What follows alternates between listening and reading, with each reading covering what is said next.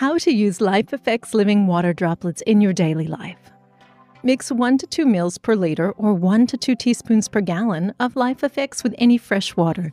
Let the water sit uncovered for 24 hours to off-gas chlorine and chloramines, then filter. This method catches the neurotoxin fluoride as well as other nanoparticulates missed by standard filtration. While we recommend starting with hydrogen, ionized, spring, or alkaline water, you can add 3 to 4 drops to a glass of any fresh water for an upgrade. Fill your water bottle from natural sources during outdoor adventures and add LifeFX at a ratio of 13 drops per liter.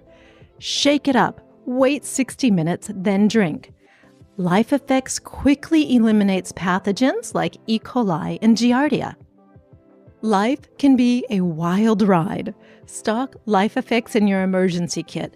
There is no expiration date if stored out of direct sunlight between 5 to 38 degrees Celsius and 40 to 100 degrees Fahrenheit. Pets love living water, and you can create a healing spring in your own bath. 1 ml LifeFX to 1 liter of water will create living water hot tubs and swimming pools. Here's to the power of our cells and water that helps them thrive.